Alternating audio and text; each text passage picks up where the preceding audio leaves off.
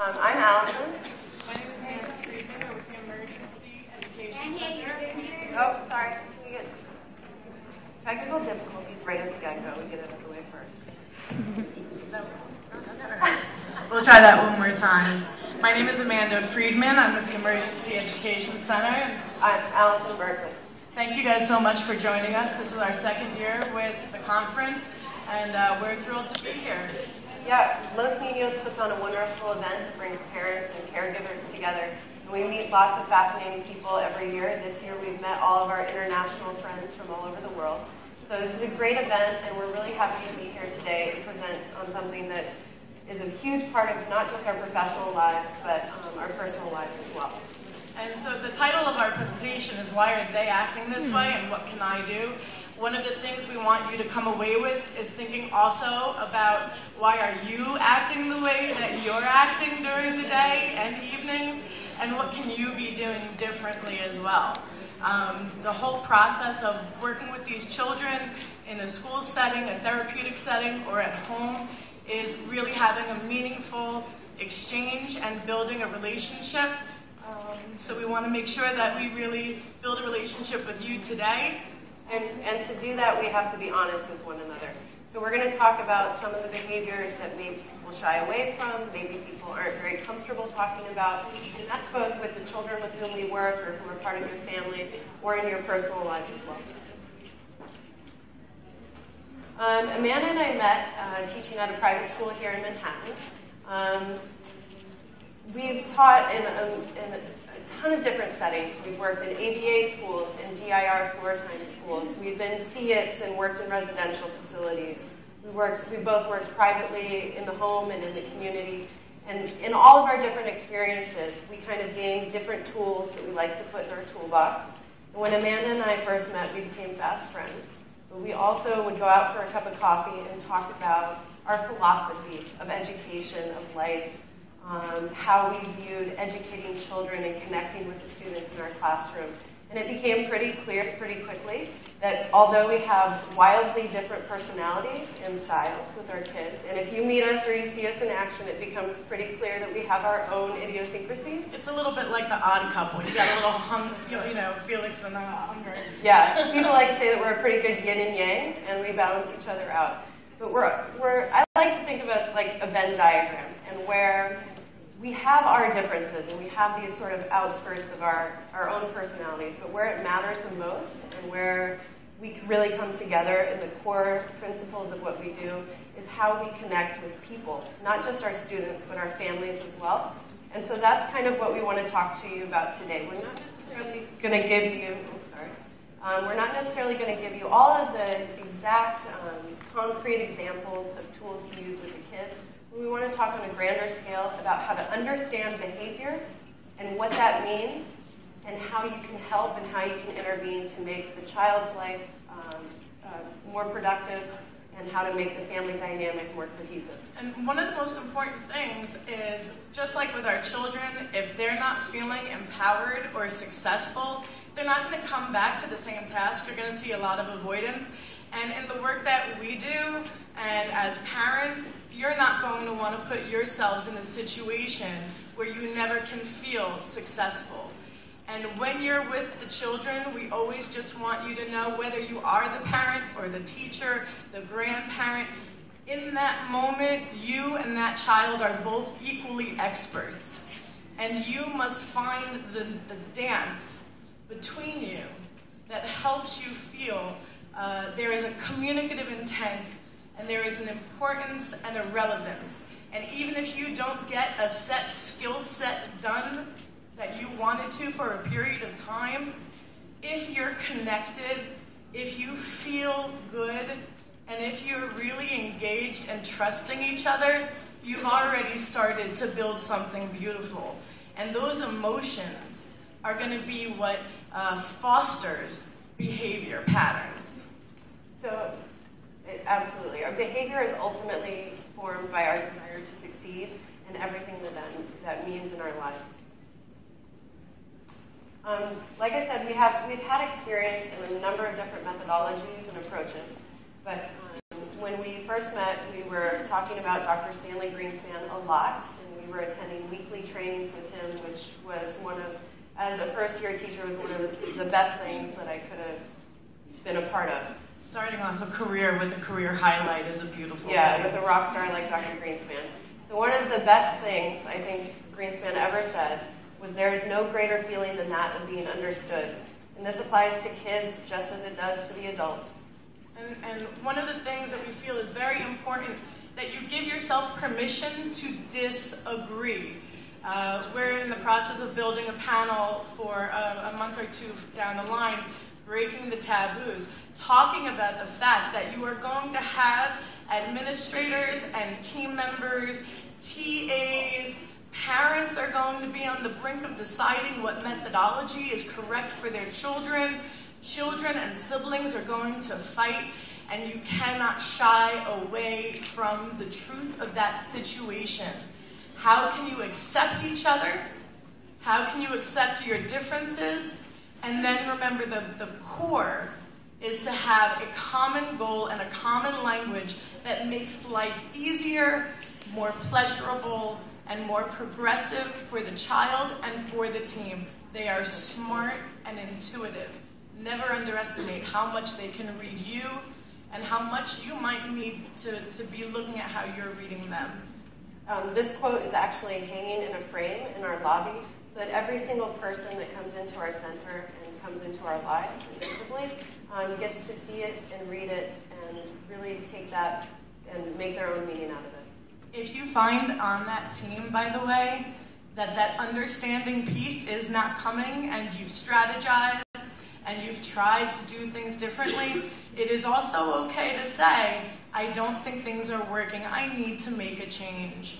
And you need to know what your non-negotiables are and what you want for your classroom or your children. And use that as the point. If there's not some type of modification that people are willing to make, then you have to restructure that team and give yourself permission again for that as well. I mean, what Amanda and I do on a daily basis at our program and with our families is fundamentally different than any other program that we know of. And so inevitably, when we go to school meetings, when we advocate for parents, and when we go to team meetings, we're going to be not necessarily in conflict with somebody else, but we're going to have a different perspective. Our area of expertise lends itself to a particular type of understanding of a child's functioning and its behavior. One of my favorite things that I hear Allison say when she gives tours, and we're talking about the fact that we actually use a very integrative approach. We use elements of ABA, we use elements of TEACH, we use elements of DIR floor time, is that if we're doing it right, the best ABA should look like the best floor time. The best visual support should lend itself to consistent growth and progress, and it's okay to modify. If you're taking data, you've got to stay on target. Don't mess around with that. You need validity. But when you're talking about the day in and day out ability to connect with a child and with each other, you have to use as many modes of your personality and the methods out there. Give yourselves permission to look into that. You're not going to destroy an entire program because you didn't say, quiet hands. You instead say, hey, can we be calm for a minute? You can use different language to get to the same end. Exactly, and even using these different approaches, we want to figure out how can we all embark on this collective endeavor. How can we get on board with each other and on the same team? It's okay, we've been having a little mic issue. Same team, same mic? Yeah, same, okay. I'm just not going to look down. How do we get on board? How do we get on the same page? And how do we move forward together as a team? So when we're looking at behavior, it's really important to keep in mind a behavioral baseline. That from the time we're born until the time we kick the bucket, we're all supposed to go along, and if things go swimmingly, we're supposed to hit particular milestones along the way. We're supposed to crawl, and then cruise, and then walk. But oftentimes, and being in the field of special needs, you know that that's not always the case. But a lot of times, parents forget that certain behavior is actually just a very typical age-appropriate behavior. Amanda and I work with kids from 4 all the way to 21 and beyond. And And so we see kids in all stages of development and in all stages of their lives where things like puberty bring about attitude changes, personality changes, irritability, sleeplessness, you name it. Kids go through it no matter what, no matter whether that child's neurotypical or has special needs.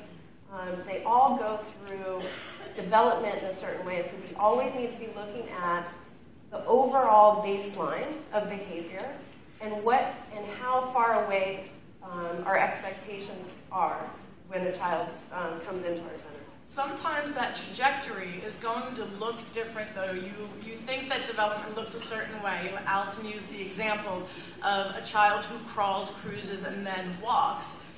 If certain strategies might say you have to master crawling before you move forward, I ask you to think hard about the fact that if you have a child who can already walk, do you knock them down to make them master crawling if they're functionally walking?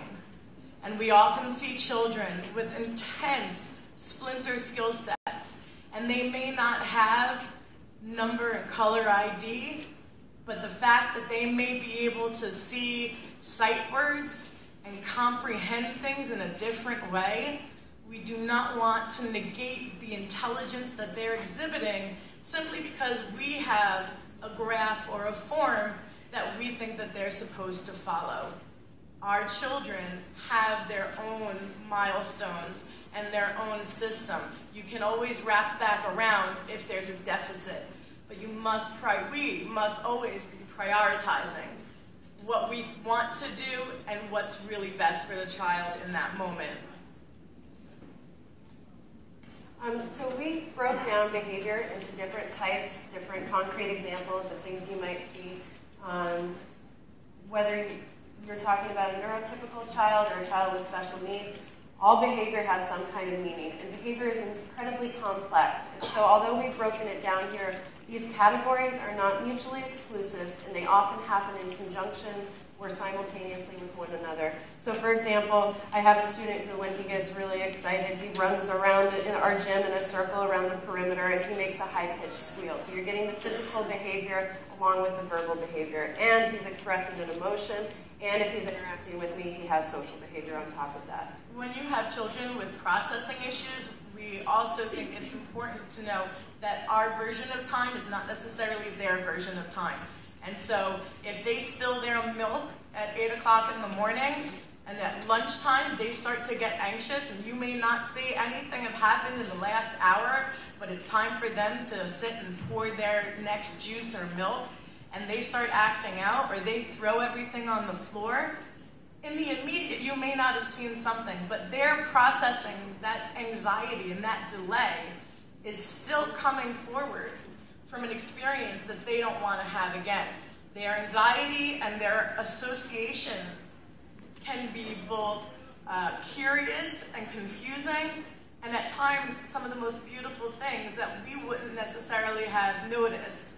The patterns and the sequences in which our children are constantly taking in information makes us detectives, and it makes us have to look at all these behaviors and understand that our role is to be translators of what's going on. And also, we might be making mistakes. We might get it wrong. And when you have a child who is nonverbal, they're going to get angry. And we have to let them get angry at the fact that we don't understand. And empathize and say, I'll try and do better next time. This is also where it helps to have a partner like Amanda, because when I watch her work with a kid, she has such a different perspective and take on things than I do, that she sees things that don't even occur to me. So 2 days ago, one of our students that I work fairly intensively with, I work with him about 20 hours a week, so I know him incredibly well, and I feel like at times I can read his mind. We were playing a group game in the gym, and he usually loves this game. And all of a sudden, he had this meltdown. He was crying, he collapsed on the ground, he was hitting himself in the head, and I hadn't seen that kind of behavior from him in months and months and months. And I didn't know what was going on. I was trying to socially, emotionally process with him what was going on, I took him in a calming environment. We have a light therapy room, a multi-sensory environment in our space. So I took him in there to kind of co-regulate with him, and nothing was working. And Amanda came in to see what was going on, and it took her a couple minutes, but pretty soon she realized that he had a foot cramp. And I didn't understand that his behavior was all resulting around this intense pain in his foot. And Amanda gave him a simple squeeze on the foot, and immediately he stopped crying, and he started to soothe, and he started to calm down. So it really helps when you're looking at behavior, because it is so complex, to kind of key into those other experts that are around you, whether that's your spouse or a sibling that sees something that you don't see, or another professional. An OT can inform what the teacher is doing, and vice versa. And I want to keep bringing it back to the fact that you have to acknowledge your own feelings. You also have physical behavior. You might, have a stomach cramp. You might be hungry. You might be tired and stressed. You might feel so driven to get a child to understand a lesson that you're over-talking. Okay? You might feel so devastated that your child is making a scene in the grocery store and you're embarrassed, and at the same time you want to help them understand what's going on, and at the same time you're feeling angry or tired about your own circumstances. And unless you can give yourself permission to have these different emotions, you're never going to give the clean response that you intend to. When you sit in a team meeting and you say, oh, I know whenever my child flops to the floor and goes dead weight, I could do a planned ignore, I could be empathizing, I can give them sensory input. If you have 10 people online behind you saying, get in control of your kid, or you have to try and get in the car, you're a half hour late for the holidays, your anxiety is going to come into play. So you have to say, I can't do the plan perfectly today, but I can still try to be consistent in some way. I asked one of my students the other day, are you ready to go and do art? He said, are you ready? Are you ready? I said, are you ready? Can we go and try? He said, I'm not perfect.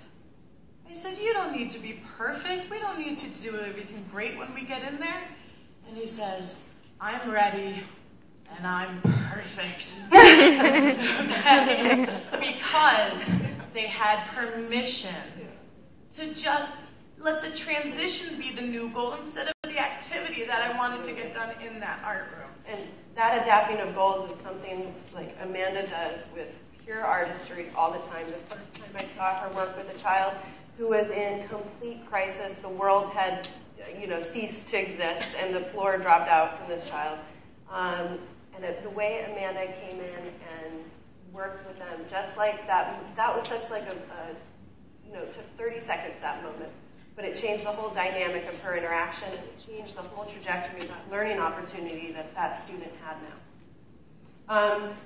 I love the brain. I'm obsessed with the science of it, but we're not going to get into the too nitty-gritty stuff because other fabulous presenters can do a much better job of all of the tough science that we've been hearing. But if you come into our office, we do have a nice little blow-up brain and some puzzles that you could play with. And so the brain is, I like to think of it like a finely tuned orchestra, and that all of these separate components of your brain have to work together in perfect harmony and perfect timing in order for signals to get where they're going.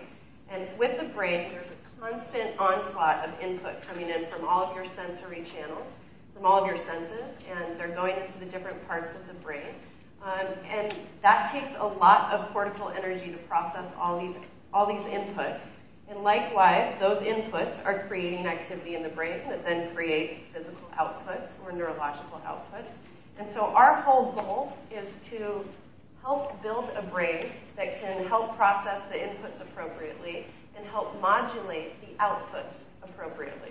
I just want to reinforce, one of the speakers yesterday said that the brain actually can rewire and grow. So just like we can shape behavior, we can shape the brain. And don't let chronological age or behavior stop you from having hope, because hope and optimism are really based in motivation. And we really believe that every child can learn, but they need to have somebody who knows and acknowledges that they have the capacity to learn. Allison and I have always said there is no such thing as non-functional behavior, and there is also no such thing as an uneducable child. The fact that the phrase exists and is still used today is mortifying. And hopefully we can eradicate that whole philosophy. And remember, there are many different ways to change the quality of somebody's life and the intellectual pursuits of somebody's life. Right. So we kind of put together the good with the bad. There are a lot of things that we don't want to talk about. We don't want to talk about a 7-year-old masturbating, which I walked in on the other day in one of my spaces. We don't want to talk about the fact that a 10-year-old still pees and poops in his pants, and sometimes on purpose. These are things that are very hard for all of our families to talk about. They're awkward conversations to have. They're difficult, and we understand that. But you have to have them. You have to be willing to discuss it, and you have to be willing to see it for what it is. We've had students engage in particular behaviors, and not necessarily just the parents, but other professionals or other people observing the behavior will excuse it away. They'll allow a child to watch something on TV that they shouldn't watch at all because the parent says, well, they're not getting everything that's going on. We have parents who clearly see that a child is self-stimulating, but says that they're just that they have a lot of pent-up energy that they're trying to release. And we always say just because we don't understand things completely, or our children don't have an emotional maturity or sophistication to understand the language we use around these things, their bodies know how to work. They have innate urges, they have hunger and impulses and curiosities. And as much as we deal with those situations, we need to talk about them, and we need to allow ourselves to have consistency in a program. It's okay to have a behavior plan about nose picking. It's okay. It's equally okay to say that a child who you want to have sitting and doing a tabletop activity needs to know that they need to have their pants on underneath the table. It's just a matter of looking at how everything is really coming together, what is functional and what is a priority in the moment. And we also see a lot of students who have skill sets where their sensory regulation has actually started to come together beautifully, but it's something that the families had come to terms with the fact that their child was at a certain developmental level. I know my child is a 4-year-old developmentally, and therefore I'm not going to take away Barney. I'm not going to introduce the MoMA. But the truth of the matter is, they might be ready for things that we as educators and parents might not be ready for them to have access to. Right. So we have to really think the reality of the situation, the good and the bad, and all of it together. So what's the point of talking about all this behavior? What's the point of putting all this effort forth and trying to understand not just our students, but one another and how to be a productive member of any team? And the whole idea is to help that child and each child become as independent as humanly possible. And think about the fact that when you process something in the moment, when you deal with the behavior, all of the issues that created that behavior did not go away. The moment ceased. A change in behavior occurred. But you still need to process, how are we going to do this differently next time? How could I have stayed more calm? Did I ask for help? A lot of people try to avoid the behavior altogether. So they might try to give a child their favorite thing before the tantrum happens. But then you're not really reinforcing the behavior that you're looking for. You're actually reinforcing some negative behaviors. And not to go back to the toileting too much, but it's like if you're trying to potty train, you don't want to have your child avoid liquids the whole day. You need to give them an opportunity to practice the skill set that you're working on. Likewise, Allison and I went to an amazing event a couple of weeks ago where artists with Asperger's syndrome and autism had come together. And this young lady said, when I was younger, my family dealt with an animal, with a monster. I could not handle the world. I was frightened. I was overwhelmed. I couldn't talk. They put a paintbrush in my hand. They took me out to the bank. They dealt with my freakouts. They dealt with my tantrums. And now the world is not frightening. And this young lady stood at 16 years old in a room of over 40 people, showing her art, articulating, and showing gratitude to her family for the fact that they went through thick and thin. It's not always beautiful, but it's still based in love and trust and respect.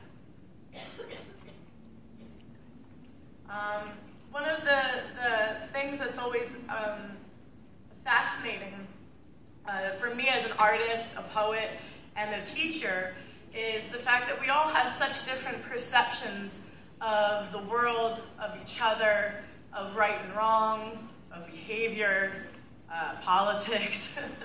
And we don't always stop to think with our children what is happening with their brain, with their processing, in their environment simultaneously, and in their body. How are we pulling it all together, and where are we giving them an outlet? There is a true enigma of the brain called synesthesia. Has anybody heard of that? If you have, just put your hands up for a second. You know, synesthesia is a cross-wiring in the brain of the senses. You want to talk about the gentleman? Daniel Tammet is the author of Born on a Blue Day, and he has Asperger's.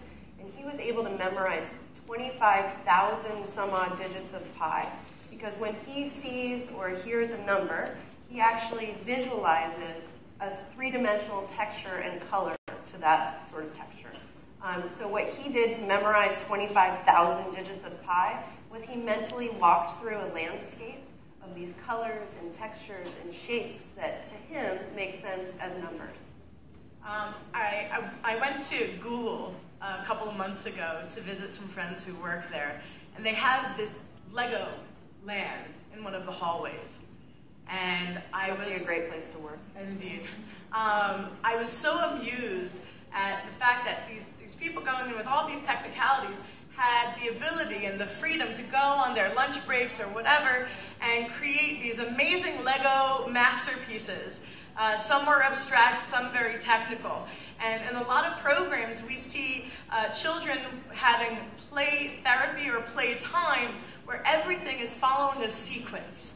So when they're given Legos to play with, they actually have to create a ship. They have to create, you know, whatever it might be.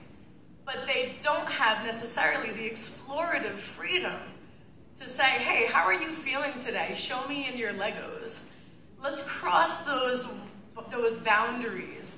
Let's take our emotions, our colors, our senses, and say, if you can't tell me, you could show me in different ways, and I'll try and interpret what you do. One of the things we've heard time and time again in these past presentations, the past couple days, is the power of play and the power of expression. I just want to put out there how very important it is in the world to follow directions. It also is very important to allow ourselves and our students to be free and to explore in a way that is safe and appropriate, but true to who they are. So let's talk about sort of the process of how do we get our kids who need a tremendous amount of support at all times from an adult. How do we get them from being really dependent on sort of the external things going on, whether it's the people, objects, sensory diets, you name it. How do we go from that level of dependency to the increased level of independence?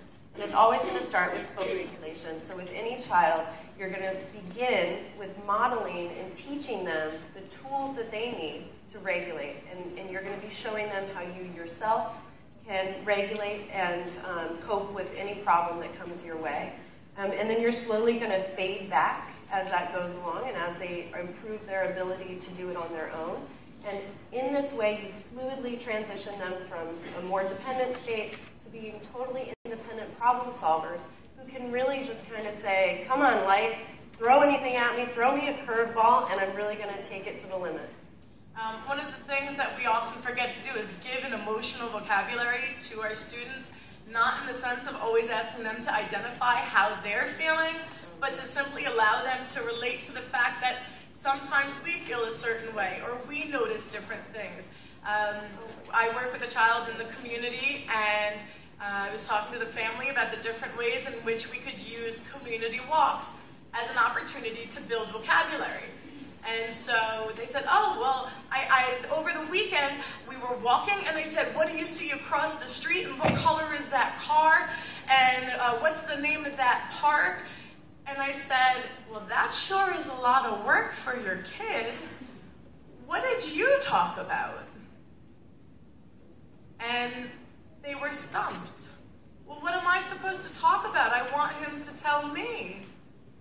Well, if you don't ever say, wow, it's such a nice day, the air feels cool on my skin, or look at those dogs playing across the street, they don't know the language and they don't know even how to observe or make it a priority to notice.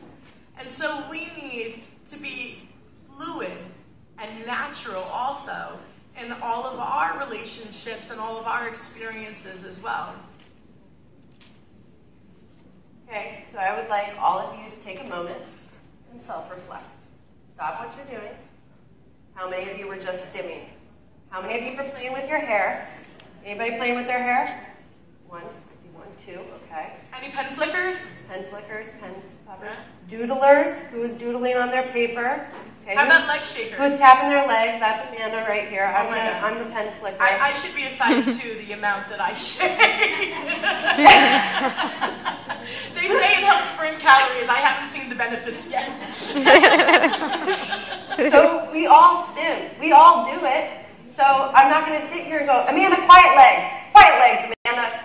Because I know that it helps her. If she's feeling nervous, this kind of relieves some of it. If she's drank too many, salted caramel mochas, she's going to be shaking a lot. So we all do it, but we just kind of recognize that we all do it, and we say, okay, well, this is a little more socially acceptable than this.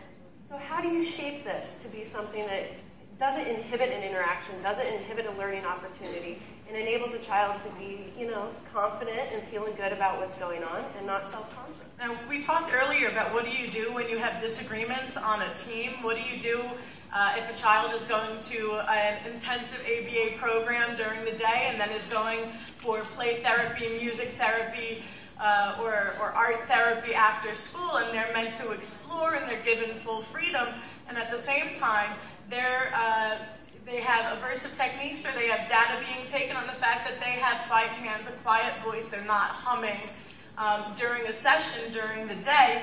We don't want to conflict with that. We have one student who has intense sensory needs, and he tenses his whole body very tightly. 4 years old. And he also even curves his tongue, like every muscle in his body tenses up. But if you give him joint compressions, and if you do like the ladies who came on before us talking about those proactive strategies, if you support his sensory system proactively, you don't see that behavior as much. But on his school progress report, when we went to the meeting, there was unfortunately a goal that said decrease tensing. Without an acknowledgement that it was a sensory issue. Right. So the way that they were going to intervene was just to verbally tell the child, don't do that. And if you have these sensory needs, and if there's a purpose that this tensing is serving, and if you're getting input from doing this, and it's helping you, or it's satiating some internal need that you have, you're not going to be able just to hear somebody say, don't do it, and not do it. So go ahead. And this is where starting to identify the difference between a deficit, the disorder, and a behavior or an intentional behavior is very difficult. When you have a child who bites or might use their chin as what you would think of as a weapon, just come get your shoulder and chin up on you, okay? It might look like task avoidance. It might look like they're angry, but the truth is they may actually have a cramp in their jaw. They might be looking for input, or they have an idea in that moment that they're trying to talk and say, but that motor planning and that thought process is trying so hard to go through the muscles of their face that they can't make it happen, and they need something to help them spit it out. So this is where that dance and all of that detective work really comes into play. You really have to look at first if something physical is going on, if something sensory, health-wise, if a child's feeling sick or is very sensitive and has terrible allergies like I do right now. I was so moody this morning because I woke up scratching my eyeballs out of my head. You really have to look at all of those, kind of tick them off your list, so to speak, kind of say, no, it's not a physical issue, no, it's not a sensory issue. Okay, now we can address it in this particular way. And addressing that behavior in a particular way always, always, always starts with observation. You have to know what you're looking at before you can figure out what it means and how to intervene. So the observation both of what's going on internally with the child, externally with the child, and sort of that in-between space between you and the child. And while that observation's going on, it leads into self-reflection. How would that actually feel? One of my favorite stories that our employee, Robert, told me was he was working with one of our students in the community, and he took him to a diner. And every time he took him to the diner, he ordered pancakes, because they were his favorite.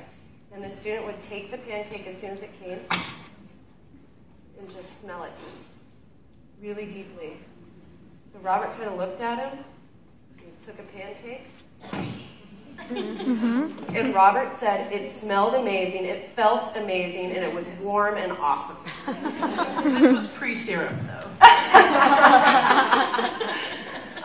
And so Robert, who has this amazing intuitive ability with the kids, can kind of see what a kid's doing and just get in there with it.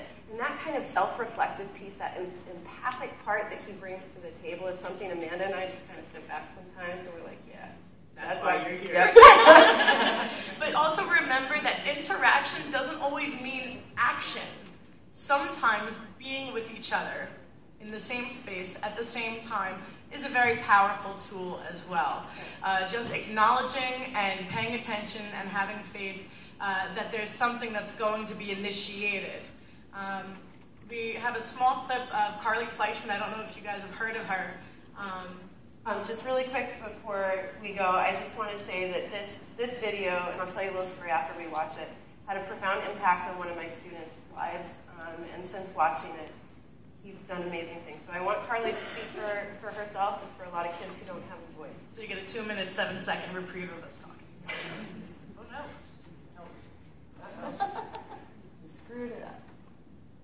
This is where that teamwork comes into play beautifully. Know when your skill set is not the one. Is there no audio? Uh-oh. Oh, shoot. Okay. Put the mic to it.